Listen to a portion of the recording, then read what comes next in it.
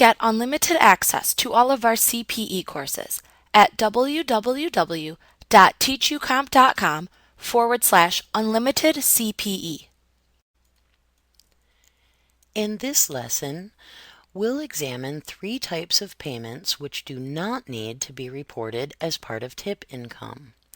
Let's start by looking at non-cash tips. Often, employees who receive tips as part of their pay also receive non-cash items from customers. Common examples include gift cards and gift certificates, tickets to events, goods and merchandise. In a situation where a customer gives a cab driver a promotional t-shirt, there may not be an obvious cash value attached to the shirt.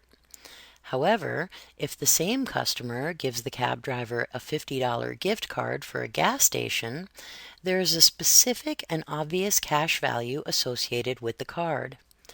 In either case, the driver does not have to report receiving any tip income to his or her employer because there is no Social Security or Medicare tax taken out of such income.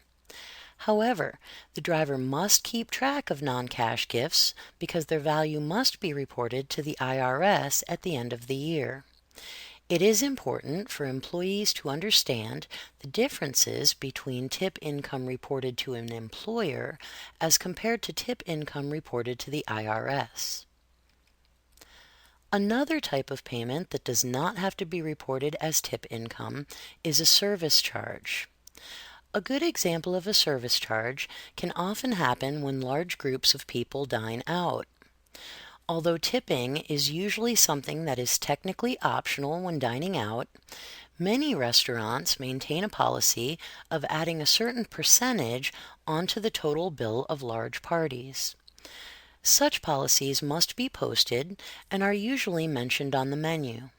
For example, the bottom of a menu might have something like, Diane's Steakhouse reserves the right to add a 15% gratuity to parties of 6 or more, and a gratuity of 18% to parties of 15 or more.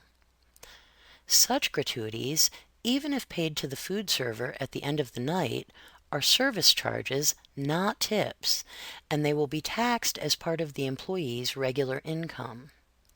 If the large party leaves an amount above the added gratuity, either in cash or as a credit card tip, the additional tip amount must be reported as tip income. The third type of tip that does not have to be reported occurs when one employee who receives tips passes on some of those tips to another employee as part of a tip sharing, tip pooling, or tipping out arrangement. Remember our previous example where Jason was a busboy at the bar and grill on campus? Let's look at that example again, but let's look this time at Tracy, one of the servers who tipped out Jason at the end of that day. Tracy, at the end of each shift, is required to tip out 5% of her tips to the busboy on duty and another 5% to the bartender.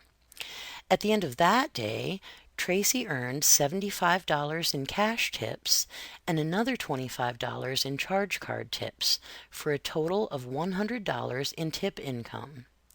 Tracy gives Jason $5 and gives the bartender $5. Tracy's tip income for the day is $90, not $100. Many food servers mistakenly over-report their tip income by calculating it before they tip out other employees.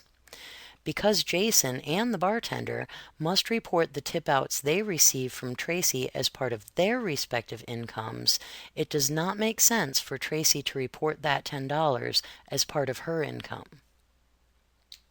Like what you see? Get unlimited access to all of our CPE courses at www.teachucomp.com/unlimited CPE.